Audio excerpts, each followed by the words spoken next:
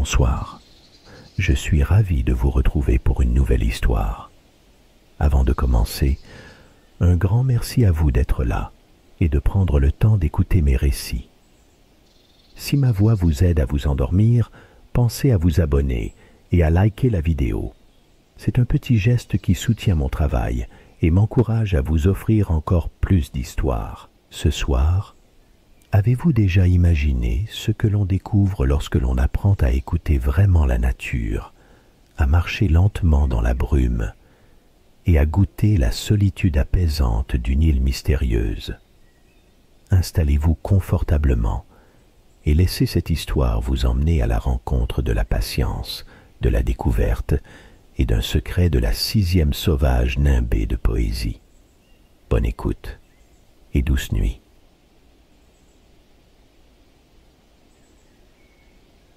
Le moteur du petit canot cessa de vibrer, ne laissant au-dessus des eaux qu'un souffle incertain.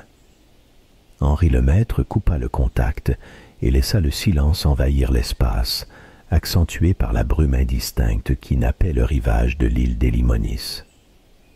Il demeura assis un instant, la main posée sur la barre, respirant à plein poumon le parfum d'algues rances mêlé de fleurs musquées, perception nouvelle dans l'air déjà tiède du matin. Il sauta dans l'embarcation annexe, pagaie en main, trop impatient d'attendre que la marée gagne. Les rumeurs des fougères froissées, le frottement ténu du sable sous la coque, tout sonnait étrangement amplifié sur ce littoral inhabité. Son pas crissa sur les minuscules coquillages dispersés, puis s'étouffa sur la pelouse humide. Henri ôta son chapeau, ferma les yeux. L'idée de la solitude lui courait le long de l'échine, mais, contre toute attente, réveillait en lui une disposition légère, secrètement joyeuse. Il déroula rapidement sa toile sous un palmier recourbé, fixa les haubans, et sans souci de l'apparence, posa sac et jumelles à portée de main. Le sac de couchage attendrait son heure. S'agenouillant, il tira son vieux carnet au cuir râpé, un fidèle compagnon vieilli par l'écriture et les rêveries nocturnes, et lut cette phrase griffonnée la veille. Revoir l'azuré aujourd'hui serait confondre passé et présent. Se relevant, Henri avança sur le sentier dissimulé entre les feuillages, se fiant à la carte gribouillée reçue au port, où figuraient en traits maladroits la crique, les falaises et l'intérieur boisé. À chaque pas, il mesurait la souplesse du sol, tâtait de la pointe de sa chaussure le tapis de mousse, notait mentalement les traces infimes laissées par le passage d'anciens habitants. Un galet appuyé contre un tronc, une branche coupée nette. La rosée scintillait comme des éclats de mica au creux des fougères. Au loin, un oiseau au cri rauque s'ébroua, invisible. Henri sourit, s'arrêtant, tout à coup gagné par la crainte fugitive de n'être qu'un intrus. Il repensa aux longues heures passées en laboratoire, scrutant des diapositives sous la lueur blafarde. L'ici semblait appartenir à un autre monde, celui où l'attente ne valait que pour ce qu'elle révélait à celui qui sait regarder. Il sortit un crayon du fond de sa poche, nota sur une nouvelle page. L'air saturé de lumière et de brume. Espère. Les fougères bruissaient sous le vent discret. La brume s'élevait comme une énigme suspendue. Un instant, Henri imagina la silhouette arrondie d'une carapace, là, tout près, puis rit de sa naïveté. Ici, chaque indice compterait, chaque silence, chaque trace, et il était prêt à attendre aussi longtemps qu'il le faudrait. Il suivit la sente sinueuse, poussant de temps à autre une branche d'épineux, repérant de son œil entraîné le poudroiement indigo de minuscules papillons. La lumière dorée filtrait entre les frondaisons, dessinant au sol 1000 losanges incertains. Henri se surprit à écouter le rythme de sa propre respiration, à doser ses pas, à laisser monter la curiosité tranquille qui l'animait. Au détour d'un rocher, le souffle de la mer revint, porteur d'une fraîcheur lourde de promesses. Sans encore s'aventurer trop loin, il déposa un galet à l'embranchement d'un chemin, marquant sans ostentation le début de ce qui serait sa propre cartographie sensible.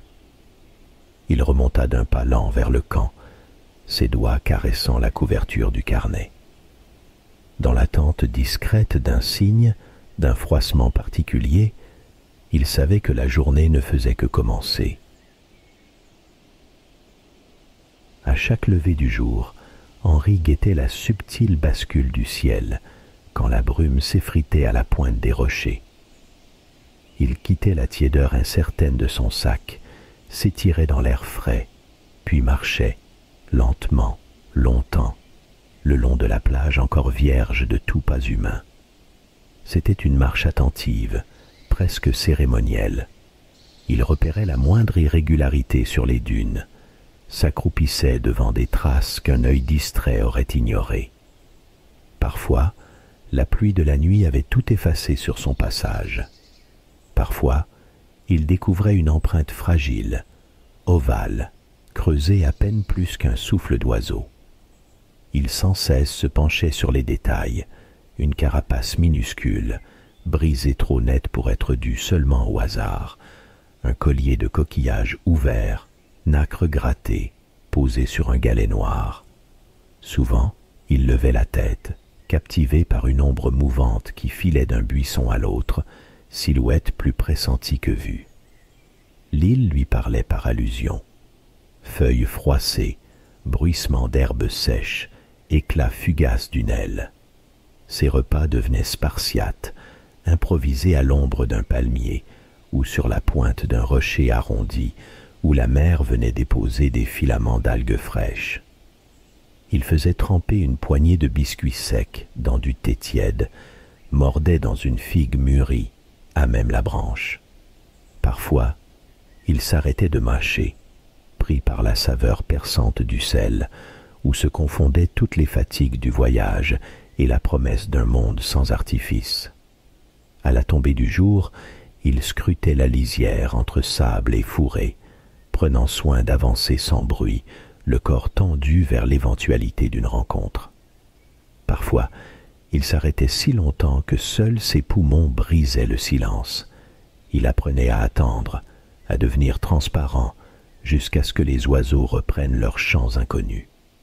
À la faveur du crépuscule, ils se rassemblaient, lançant des notes claires, longues trilles, qui faisaient vibrer la toile de sa tente bien après que la nuit soit tombée. Les premières nuits, Henri s'éveillait souvent, désorienté par la rumeur du vent, les craquements minuscules dans les broussailles. Il sortait un bras, vérifiait la présence du carnet près de lui, notait à la lueur tremblante. Ombre, possible reptile ou gros rongeur. Attendons nouvelle preuve. Ou bien, chant perçant, registre aigu, non signalé sur carnet d'écoute du port, unique à l'île. Le moindre détail prenait une épaisseur nouvelle. Peu à peu, l'inquiétude du silence se déliait en lui. Il se surprenait à savourer la lenteur, à écouter battre son cœur sous la coupole étoilée, à éprouver la douceur rare d'un monde où le superflu s'efface. Il glissait ses jambes hors du sac, laissait la rosée refroidir sa peau, fermait les yeux pour mieux entendre l'envol d'une chauve-souris. Il se rappelait l'agitation mécanique des villes, la cadence bousculée du quotidien, et souriait de cette disparition heureuse, de ce passage vers un temps autrement charnu. Un matin, il trouva sur le sable une série d'empreintes minuscules, hésitantes. Il s'agenouilla aussitôt, cherchant à en suivre le motif. Progression, pause, détour. Mais la marée avait brouillé la piste au troisième pas. Il resta longuement immobile, le souffle retenu, comme si c'était à force d'immobilité que viendrait la clé du mystère. Henri, assis sur son rocher fétiche, carnet posé sur les genoux, ouvrit la première page du jour d'un trait net. Il laissa courir la mine, transcrivant tandis qu'il respirait à plein poumon la fraîcheur humide qui montait du sol. Vent d'ouest, régulier, caresse les fougères, nota-t-il, en relevant la tête pour sentir la brise choir contre sa nuque, ni tout à fait tiède, ni franchement froide, avec cette douceur impénétrable que seules connaissent les îles isolées du monde. Il inscrivait chaque infime mutation jusqu'aux teintes indécises de l'aube. Nuages effilochés au nord, écrivait-il, ou encore senteur nouvelle, mousse écrasée sous la chute de la pluie. Il griffonnait quelques mots pour saisir le changement ténu, presque imperceptible, qui animait la mousse détrempée au pied d'un palmier ou la rugosité du lichen. Cette attention minutieuse, Henri s'en étonnait lui-même. C'était comme si l'île exigeait de lui une langue secrète, un alphabet de signes ténus réservé au patient, à celui qui consent à l'attente. Chaque matin, son rituel devenait plus lent, plus profond, comme si la chronologie du monde extérieur lui était soudain étrangère. Avant que le soleil ne s'élève, il remontait la plage, veillant à feutrer ses pas sur le sable. Il guettait l'empreinte d'un froissement, le miroitement de l'aube sur une feuille, un galet retourné, un filament d'algues tressé entre les racines lui apparaissait comme des messages à déchiffrer. Il s'arrêtait souvent, carnet en main, pour dialoguer avec lui-même. Transfert de lumière sur l'écorce, effet du vent ou simple caprice. L'attente, autrefois source d'agacement, devint une compagne invisible. Henri écrivit « Patience, le secret de cette île n'est jamais offert à qui presse l'instant. » Il s'interrogea sur son rapport au temps. Dans l'immobilité d'un matin gris, il perçut le frémissement d'une aube neuve. Son observation se fit plus fine, les mots plus intimes. Odeur acide de l'humus, traces sous le myrte, nuances de jade sur la coquille morte. Le soir, en relisant ses notes, il se surprenait à sourire au fil du dialogue qu'il entretenait avec ses pensées. Il notait une question, y répondait parfois le lendemain, à travers un détail relevé sur la plage ou dans un buisson après l'averse.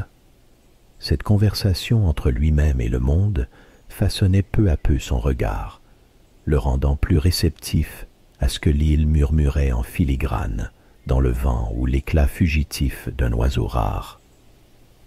Une nuit d'orage, la lumière des éclairs traversa la tente, jetant sur la toile des dessins mouvants. Henri, éveillé par le fracas, sortit pour observer la danse du ciel.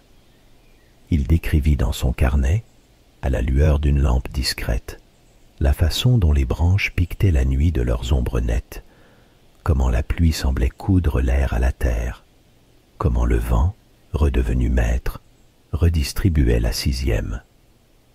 Le silence après la tempête lui apparut d'une densité inédite.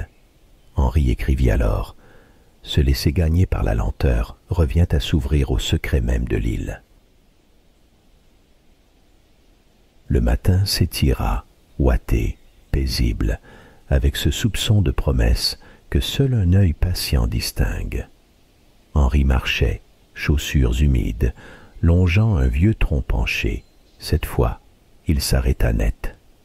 Une silhouette bousculait les couleurs sous un tapis de feuilles de palmier, étrangère à l'alignement discret du paysage. Près du sol, quelque chose de fêlé scintillait timidement. Il écarta du bout des doigts quelques feuilles encore brillantes de rosée, découvrant une carapace ternie, marquée d'une fracture fine, en arc fragile sur sa courbure. L'air sembla s'alléger autour de lui.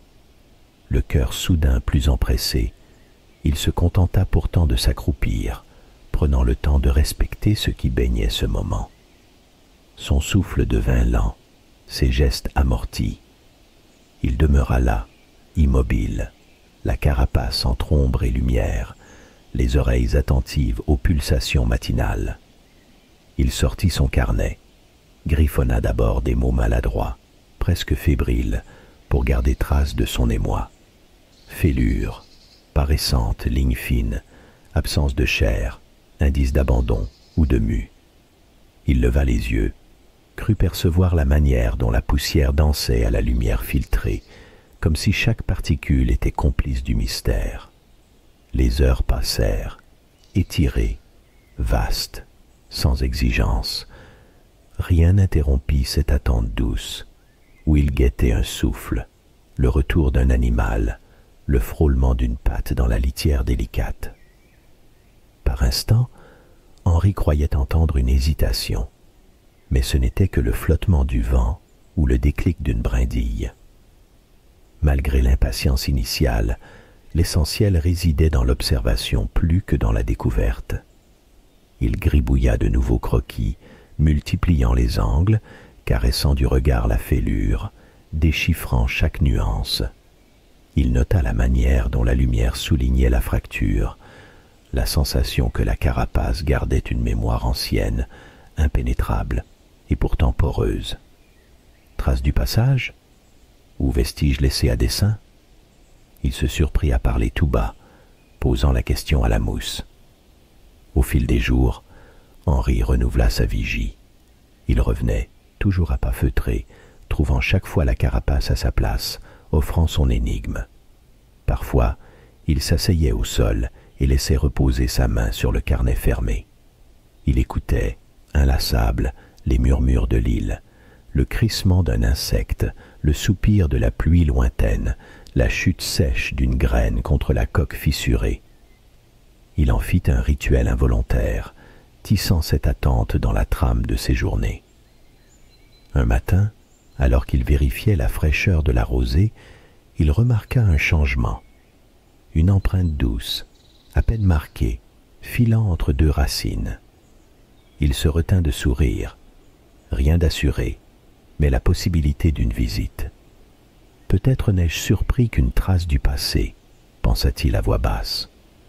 Pourtant, l'incertitude n'effaçait pas la petite joie de la découverte. Il nota dans son carnet. Attendre n'est pas vide, c'est ouvrir une brèche, laisser venir ce qui, autrement, passerait inaperçu. L'île lui révélait ses mystères par bribes, et chaque silence portait l'épaisseur d'une promesse ou d'un secret simplement souriant sous les feuilles. La pluie s'installa sans prévenir, d'abord en silence, puis avec l'évidence d'un rideau tiré sans ménagement sur la scène lumineuse de midi. Henri s'abrita sous la toile tendue qu'il avait maladroitement redressée au fil des jours. La progression subtile de l'humidité sur le tissu était comme une main discrète tapotant la surface du monde.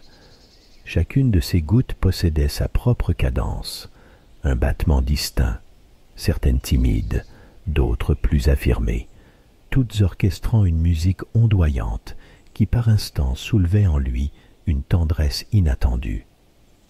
Il s'allongea sur sa paillasse, mains croisées derrière la tête, et ferma un instant les yeux. Là, dans la relative obscurité, il se laissa bercer. Il comprenait peu à peu cette symphonie aquatique, légère mais entêtante, qui semblait répéter des motifs secrets. Les gouttes chantaient l'île, révélaient à Henri la mémoire enfouie de chaque branche, la patience têtue de chaque fougère. Il pensa à l'élan primitif de la 6e, à sa ténacité dès le premier ruissellement. La pluie baignait tout, adoucissait les contours, invitait à l'immobilité bienvenue. Une brève éclaircie invita Henri à sortir. L'air sentait l'humus en fête. Il observa la végétation, essorée mais droite, un peu lourde sur ses tiges pourtant jamais rompues. Les fougères, dans leur souplesse ancienne, semblaient s'ébrouer avec une sorte de dignité silencieuse, lavée, prête à pousser plus fort. Il se pencha sur le sentier détrempé et y découvrit déjà de minuscules pousses nouvelles, surgies à la faveur de cette averse. Il murmura, comme pour rassurer le monde autour. « Vous avez connu d'autres déluges, vous, bien avant ma visite. » Le sol résonnait différemment sous ses pas, mêlant un bruit doux de glaise saturé à celui plus aigu d'un caillou déplacé. Rien ne paraissait abattu. Au contraire, chaque feuille, Chaque brindille affirmait sa vocation à durer, à renaître. Il s'accroupit à l'orée d'un bosquet. Le silence après la pluie tenait du prodige. Tout semblait retenir son souffle, suspendre ses mouvements, s'offrir à l'humidité persistante. Henri sentit s'installer en lui une paix venue de loin, étrangère à l'impatience qui avait guidé ses premiers jours. Il se surprit à sourire à la lenteur exquise de ce tableau vivant, à la sagesse discrète de l'eau qui lie ou sépare, selon le regard que l'on pose. Assis, carnet sur les genoux, il écrivit lentement. J'apprends la rythmique de l'île par la bouche de la pluie. Le temps ici ne s'étire pas. Il s'émancipe. L'attente devient observation, l'observation, naissance. Au fil de la page, ses pensées prenaient la texture d'une confidence, non plus tant sur la quête de la tortue, mais sur l'acte même d'être attentif, disponible à l'invisible. La quête, songea-t-il enfin, n'avait pas pour seul objet la trace d'une carapace rare. Elle invitait aussi à explorer ce silence qui s'étend entre deux averses, à savourer l'équilibre secret de ce qui lutte et persiste. Le visage bombé des feuilles lactescentes, l'insouciance des mousses trouvant racine dans la moindre fissure, devinrent ses nouveaux compagnons. Henri, tapi sous le feuillage constellé de perles d'eau, comprit en tressaillant qu'il ne cherchait pas seulement la tortue. Il s'observait, soudain apaisé, dans ses veilles patientes. Ce soir-là, la lumière glissait sur l'île comme un drap doré, effleurant chaque fougère et soulignant l'argent des herbes rincées par la pluie. Henri s'était assis à l'orée du petit bois, là où le sentier s'arrondissait, posant son carnet fermé sur ses genoux. Il écoutait, attentif. Le monde semblait tout juste remis de l'averse. Le sol tiède respirait encore sous la brume basse. Les oiseaux chuchotaient à distance, discrets. Son regard dérivait, sans attente, sur le relief doux des racines et les taches d'eau qui coupaient çà et là l'obscurité du sous-bois. Un frémissement minuscule sur le flanc du bosquet lui fit suspendre son souffle. D'abord, il crut à une illusion, une feuille remuée, un rongeur en quête d'abri.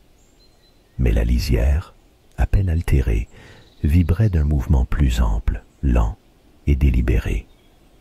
Henri sentit sa propre présence s'affiner, comme si la pénombre diluait le bruit même de sa respiration. Le temps s'étira. Chaque seconde battait différemment dans sa poitrine. Entre les tiges ruisselantes, il distingua d'abord une ombre large, trapue, qui progressait sans hâte dans l'herbe mouillée. À mesure qu'elle s'approchait, la carapace se révélait, d'un bleu trouble parcouru de paillettes presque phosphorescentes, étonnante alliance de minéral et d'eau. Azuré. Impossible de se tromper, il le sut instantanément. Son cœur ralentit, ses pensées se taisaient. La tortue avançait, sûre de son chemin, creusant à chaque pas une empreinte éphémère dans la terre gorgée d'eau. Henri n'osait plus remuer le plus petit muscle. Il eut l'impression que même les insectes alentour suspendaient leur murmure devant l'événement. Azuré s'arrêta au bord d'une flaque, leva doucement la tête. Le crépuscule, emberlificoté dans les feuillages, rehaussait les reliefs du vieux reptile, accentuait l'état de grâce de la scène. Henri baissa la tête, comme par respect. Il sentit la gratitude lui étreindre la poitrine, profonde, sans emphase. Il pensa à tous ces jours d'attente silencieuse, à la patience accumulée, à la pluie qui avait lavé la trace des anciens passages. À cet instant, le silence acquit une texture, lourde et douce comme la mousse humide, sur laquelle Azuré posait sa lourde carapace. Dans la pénombre, l'animal semblait d'un autre âge, porteur d'une mémoire antique, avançant sans crainte ni curiosité vers un but que lui seul connaissait. Henri sentit que rien ici ne lui appartenait. Il était l'intrus, l'invité muet d'un cérémonial sans faste, un simple témoin. Le souffle court mais apaisé, il demeura immobile, absorbant chaque détail. L'éclat intermittent des écailles, la courbure lente du cou, la stupeur tranquille de l'instant partagé. Il murmura, sans oser troubler la paix. « Merci, Azuré. » L'animal poursuivit sa route, indifférent ou bien complice, traçant dans l'herbe une route qui s'effaçait aussitôt. Le crépuscule gagnait du terrain, effaçant les contours, laissant s'étendre autour d'eux ce silence à la densité nouvelle. Henri ne bougea pas. La nuit avançait doucement, mais il resta assis dans la fraîcheur humide, à bonne distance de la tortue, refusant d'interrompre le calme insaisissable de l'instant. Son instinct scientifique, longtemps façonné par l'urgence de saisir, de mesurer, de documenter, céda la place à une curiosité nouvelle, faite de respect et de patience rare. La Azurée poursuivait sa lente progression, repoussant de son large museau des touffes de mousse compacte. Ses pattes puissantes mais précautionneuses déplaçaient la terre sans rien brusquer. Henri observait chaque geste, s'efforçant de percevoir le rythme intérieur de l'animal. Il se sentit absorbé, comme allégé de ses propres attentes. Il sortit son carnet, non pas pour dresser un inventaire précis, mais pour fixer la lenteur même du mouvement. La plume crissa avec parcimonie. Il nota: voici une créature pour laquelle aucune seconde n'est gâchée, aucun détour n'est vain. Sa présence dissout mon impatience. C'est le temps tout entier qui marche sur le dos de la tortue. Il s'interrogea, le regard posé sur la carapace tachetée de bleu pâle.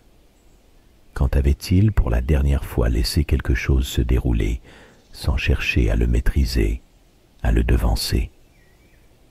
Il repensa à ses années d'études, aux courses permanentes contre le temps, aux horaires précipités, à cette obsession de la performance. Ici, chaque minute se densifiait, chaque imperceptible respiration prenait la force d'un événement. Azuré s'arrêta, souleva très lentement la tête et parut humer l'air saturé de parfums végétaux. Henri, à ce moment précis, se surprit à sourire. Il ressentit presque physiquement la pesanteur de son propre souffle, le rythme de son cœur qui s'accordait à celui, plus ancien, plus lent, de l'île elle-même. Il écrivit encore: « Ce n'est pas la découverte qui compte, c'est ce qu'elle fait à celui qui découvre. » Il se laissa envahir par une sensation d'apaisement aigu. Plus rien ne pressait. L'animal, insensible ou simplement confiant, reprit sa route, disparaissant partiellement derrière un rideau de fougères épaisses. Henri referma son carnet à demi, le tenant cible de ses propres pensées, puis le rouvrit sous la lumière cendrée d'une étoile pâle. Il se força à ne rien analyser, simplement écrire. La brume, ce parfum vif de fougères, la main fraîche sur sa joue, la lenteur qui soulage la fatigue de vouloir tout expliquer. Il nota, et si l'essentiel était là, attendre, observer, puis simplement être. Le silence exhalait un poids doux. Henri ferma les yeux, inspirant lentement. Il sentit la nuit s'étendre autour de lui, vaste et bienveillante, lui chuchotant à voix basse que la patience n'était pas une simple attente, mais une porte ouverte vers une qualité nouvelle d'attention. Au fil des jours, Henri glissa sans s'en rendre vraiment compte dans le tempo sinueux des reptiles. Chaque matin, il modifiait à peine ses habitudes. Il avançait en silence, prenait soin de fouler les mousses épaisses sans précipitation, s'arrêtait longuement à l'ombre des palmiers, patientant pour surprendre le va-et-vient muet d'une tortue émergeant anonymement des broussailles. Il découvrait d'autres traces, presque imperceptibles, de minces sillons dans la boue, l'empreinte ovale laissée au creux d'une fougère, le déplacement distordu d'une feuille que personne n'avait vu frémir sauf lui. Il se surprenait parfois à retenir sa respiration, plongé dans l'attente attentive, jusqu'à sentir son pouls ralentir légèrement, comme pour s'autoriser à appartenir à ce rythme étranger. Il comprenait que sur Elimonis, l'homme pressé devenait un intrus. Il observait alors chaque fibre du corps en éveil et accueillait patiemment la réapparition lente d'une carapace luisant sous la rosée. Il se sentait minuscule devant l'expertise silencieuse de ces animaux, leur capacité à s'effacer du monde en un clignement de lumière. Une matinée, alors que la mer s'était retirée en silence, le sable révélait, vierge, de complexes itinéraires dessinés par un groupe de petites tortues. Henri s'agenouilla, détaillant la précision de leurs trajectoires en spirale, toutes différentes, toutes résolues. Il nota: chaque pas mesure une intention. Rien n'est précipité, rien n'est hésitant. Le chemin s'invente au présent. Il suivit les empreintes, sans jamais devancer leur terminaison, préférant s'émerveiller de leur disparition soudaine sous un tapis de goémons, comme si la mer les avait conviés à un autre monde. L'après-midi venu, caché sous une voûte de branches basses, il perçut dans un rayon tordu une silhouette familière. La tortue azurée, paisible, semblait absorbée dans ses propres rituels. Henri, cette fois, ne prit ni carnet ni jumelle. Il resta immobile, épousant l'attente. L'animal devint le centre d'une méditation involontaire, une présence à soi qui transcendait l'observation savante. Il abandonna toute envie de commentaire. Seul persistait un sentiment d'humilité, une sorte de gratitude muette. Autour de lui, l'île s'accordait au même rythme lent. Les lézards disparaissaient sous les pierres quand il s'approchait, puis réapparaissaient, confiants, entre les racines tièdes. Des oiseaux, d'abord méfiants, posaient désormais leurs pattes à quelques mètres, calquant le calme de l'étranger qui avait appris à ne plus troubler la trame invisible des heures. Le soir, Henri constatait que la frontière entre sa vigilance et la patience du monde végétal s'atténuait. Il n'y avait plus de séparation, seulement le mouvement discret d'une sixième ancienne, insoumise à la frénésie. De temps en temps, il parlait à voix basse, comme pour vérifier la réalité de cette étrange proximité. Vous disparaissez, puis vous revenez. Comment savoir où vous serez la minute suivante? La tortue, indifférente ou sereine, se mouvait selon une logique un peu plus vaste que la sienne. Henri sentit, à force de tentatives inabouties, qu'il lui fallait renoncer au besoin de maîtriser la rencontre. Chaque apparition était une offrande, anonyme et précieuse, à accepter sans heurts. Il cessa peu à peu de guetter l'événement rare ou spectaculaire. Il se laissa pénétrer par l'évidence tranquille de la continuité, celle qui dissout les hiérarchies entre l'homme et ce qui l'environne. La nature n'était plus décor, mais matrice vivante, modèle inimitable d'une sagesse plus ancienne que ses questions. Il y eut ce matin où tout devint limpide, sans promesse et sans enjeu. Henri, allongé sur la mousse encore fraîche, regardait la lumière filtrer au travers des grandes feuilles de fougère.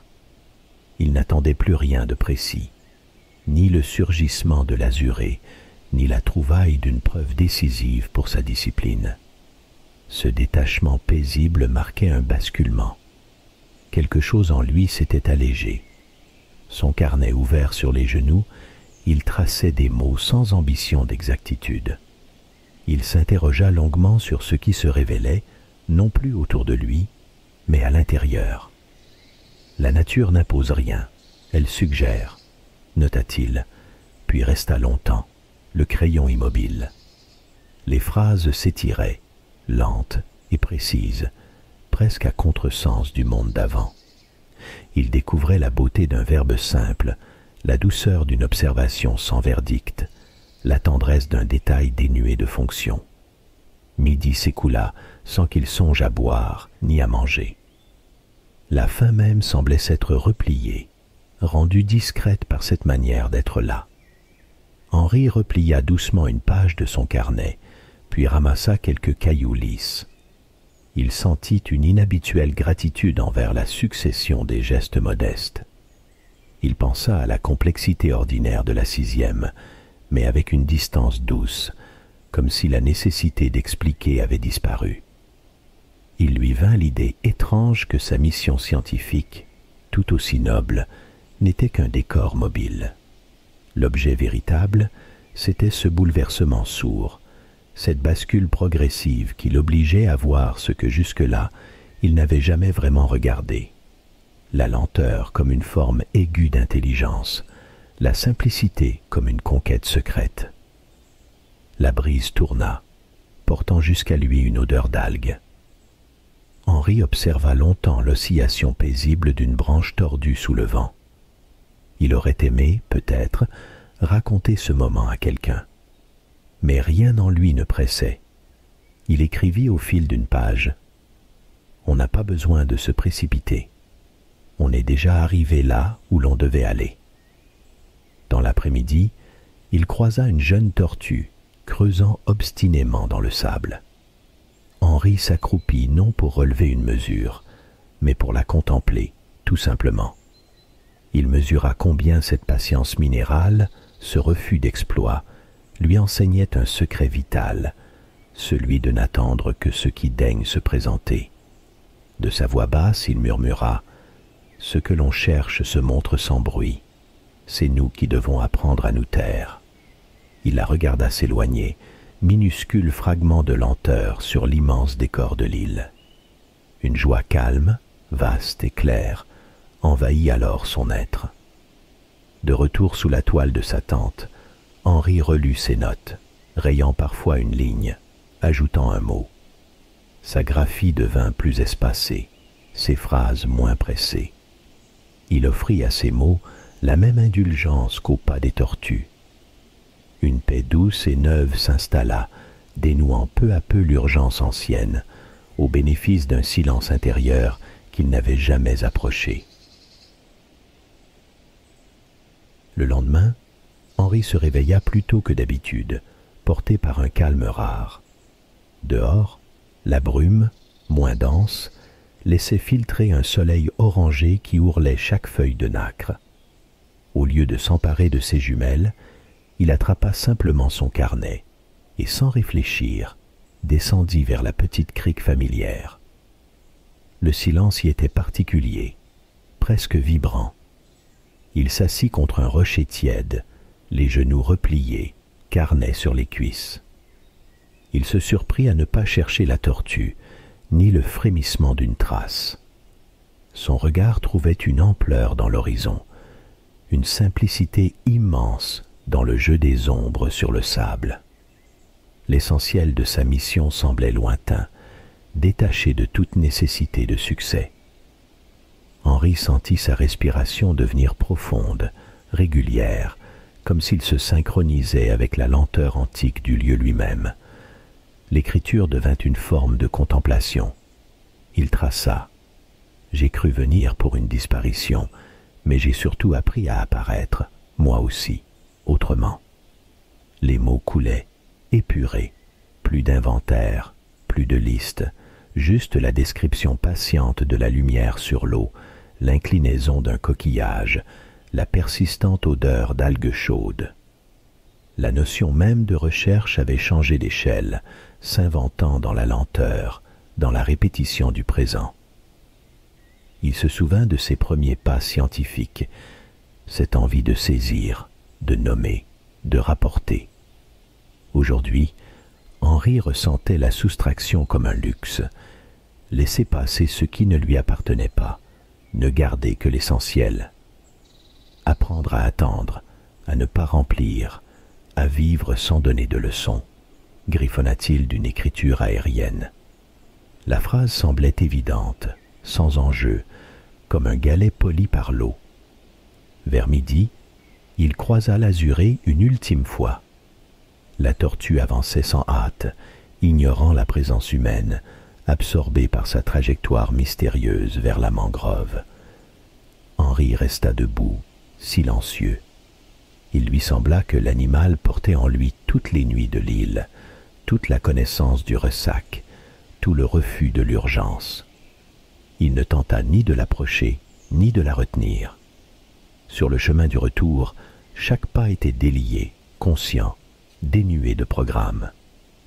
Henri pensa à ses collègues, à l'attente d'un rapport, à l'inquiétude du monde en quête de preuves et d'inventions. Au fond, il aurait peu à rapporter, sinon cette expérience discrète d'avoir été présent jusqu'au bout, jusque dans la modestie, jusque dans la lenteur. Sous sa tente, il relut ses pages, corrigea quelques mots. Enfin, il écrivit avec gratitude.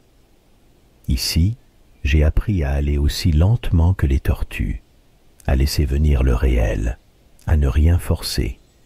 Ce n'est pas la marche qui compte, c'est la façon d'habiter chaque pas.